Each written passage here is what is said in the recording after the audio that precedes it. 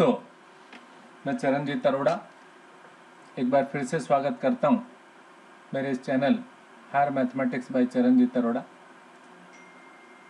Class 10th के लिए mathematics की वीडियोस मैं आजकल आपके साथ बना रहा हूं, शेयर कर रहा हूं।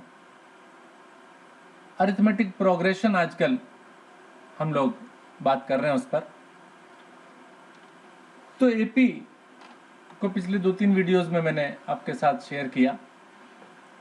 आज कुछ नई बात ना बताते हुए केवल कुछ क्वेश्चंस ही मैं आपके साथ सॉल्व कर रहा हूं, और वो क्वेश्चंस हैं जिनमें कुछ वर्ड प्रॉब्लम्स टाइप मेरे साथ हैं, और वो वर्ड टाइप प्रॉब्लम्स को हमने देखना है कि किस तरह से उससे एक एपी का फॉर्मेशन होगा, और फिर उस एपी यानी अरिथमेटिक प्रोग्रेशन के फॉर्मूले को यूज करके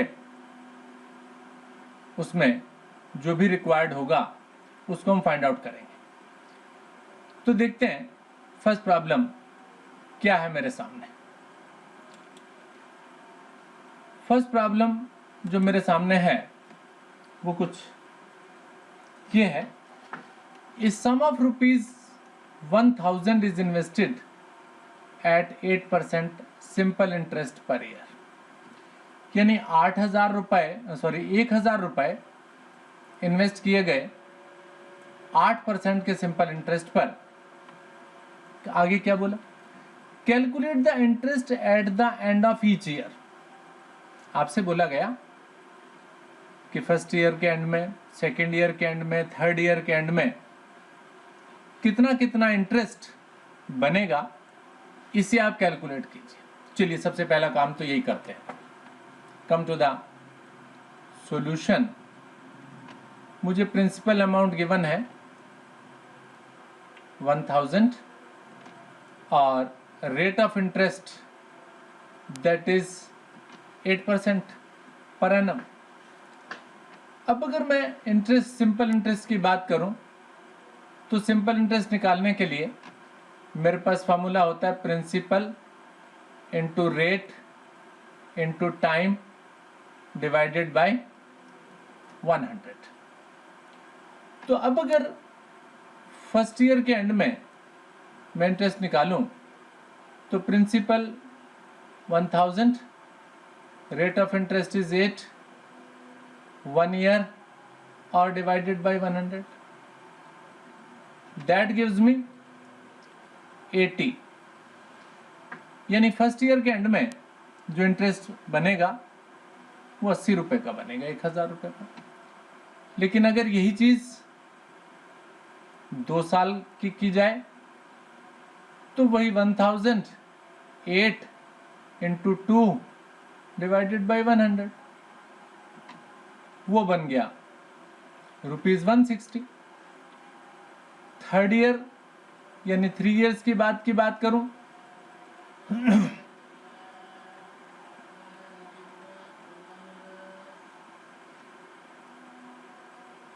तो दैट गिव्स मी 240। ठीक है, तो अब इस चीज को हमने देखा और जरा हम इसे लिखने की कोशिश करें तो 80, 160, 240 कुछ इस तरीके से हमारे पास ये बनता चला जा रहा है। तो जिसे देखकर मुझे आइडिया लगा कि तो 80 का डिफरेंस है, 80 रुपीज था, उसमें 80 और ऐड होगा तो 160 हो जाएगा, 80 और ऐड हो जाएगा तो 240 हो जाएगा। तो क्या बोल सकते हैं? कहते do these interest form an AP. आप बोलेंगे yes, these interest form an AP. ये इंटरेस्ट एपी का फॉर्मेशन कर रहे हैं। अब जब एपी फॉर्मेशन कर रहे हैं तो आगे फिर क्वेश्चन पूछा, कहते हैं इफ सो, अगर ये एपी का फॉर्मेशन करते हैं then find the interest at the end of 30 years. इसका मतलब है कि आप एन का वैल्यू 30 लीजिए किसी एपी के लिए जिसकी फर्स्ट टर्म 80 है, common difference 160 minus 80 mean that is 80। तो फर्स्ट टर्म है मेरे पास, कॉमन डिफरेंस है, n का वैल्यू है, मुझे AP की nth टर्म के लिए फॉर्मूला लगा लेना है। nth term of an AP के लिए formula an is equals to a plus n minus 1 into D.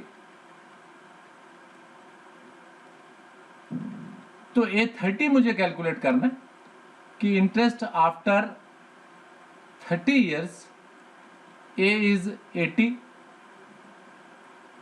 plus 30 minus 1 into D is again 80, correct. 80 अगर मैं इसमें से कॉमन ले लूं तो मेरे पास यहाँ रह गया 1 और यहाँ रह गया 29, तो 80 इंटू 30 हो गया, 2 0 और 2400। तो इंटरेस्ट आफ्टर 30 years इज ₹2400।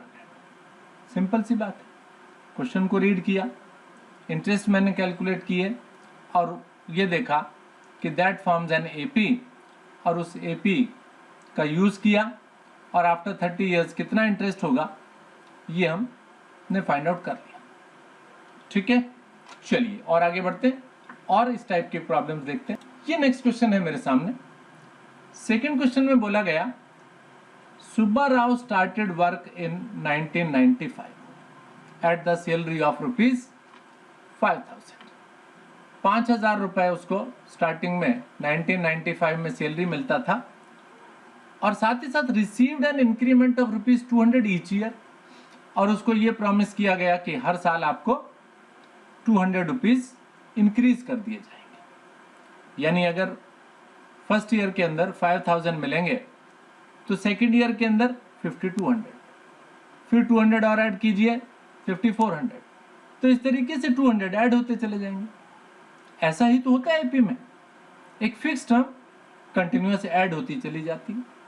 तो आपको पता चल गया कि स्टार्टिंग वाली जो फिगर है वो 5000 है और जो कॉमन डिफरेंस है नेक्स्ट टर्म में जो आता चला जाएगा that is 200।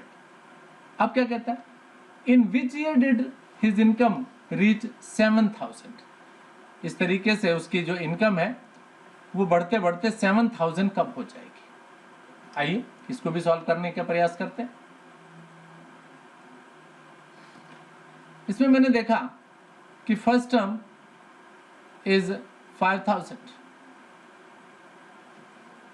Common difference which is an increment each year that is ₹200, तो that figure is 200। अब ये पता लगाना है कि ये किस ईयर के अंदर, यानी कितनी या कौन सी टर्म जो है वो ये 7000 हो जाएगी। an is equal to 7000। Simple सा फॉर्मूला ये भी, आपने an वाला फॉर्मूला अप्लाई किया, an is equal to a plus n minus 1 into D, correct. अब nth टर्म मेरे पास 7000 है, a का वैल्यू 5000 है, n नहीं है मेरे पास, जबकि कॉमन डिफरेंस का वैल्यू दैट इज 200। सिंपल। अब क्या करें, कैलकुलेशन करना। 7000 इस 5000 को इधर ले आइए, लेफ्ट हैंड साइड में माइनस हो जाएगा n माइनस 1 इंटू 200। 7000 में से 5000 माइनस कीजिए, that is 2000 is equals to 200 times n minus 1। 200 से डिवाइड कीजिए, 2000 डिवाइडेड बाय 200 किसके इक्वल, n माइनस 1 के। n minus 1 is equals to कितना, 10, और n इज इक्वल्स टू 11 हो गया मेरे पास। इसका मतलब n इक्वल टू 11। तो 95 से अगर मैं काउंट करना स्टार्ट करूं और 11 आप n की वैल्यू डालें और ये 1 डालें तो आपके पास आ जाएगा 2005। ठीक है, इसे आप काउंट करके देख सकते हैं। तो 2005 इज द रिक्वायर्ड ईयर।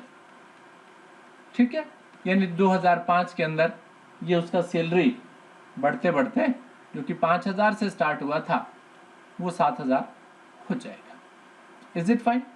चलिए और आगे इस टाइप का एक और प्रॉब्लम भी मैं डिस्कशन करने जा रहा हूं आपके साथ। देखते हैं क्या है ये प्रॉब्लम। कि the Ramkali saved ₹5 in the first week of the year and then increased her weekly savings। फिर वही बात पता लगने लग गई कि उसको इंक्रीमेंट का मतलब कॉमन डिफरेंस वो 1.75। If in the nth week her saving become 20.75, find the value of n। ये भी उसी टाइप का प्रॉब्लम है मेरे सामने।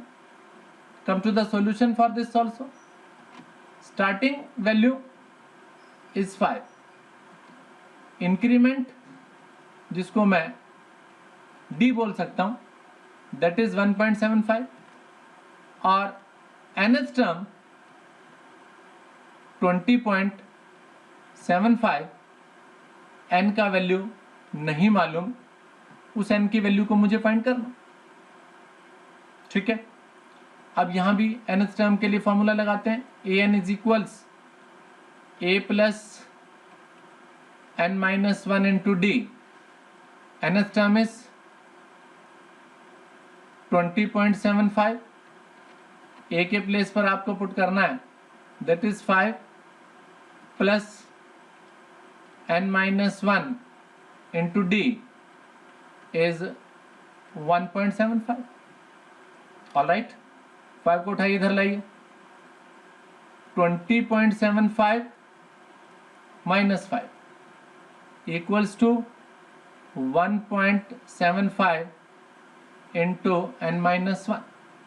अब 20.75 में से 5 माइनस होगा तो that gives me, just a moment, that gives me 15.75 equals 1.75 into n minus 1।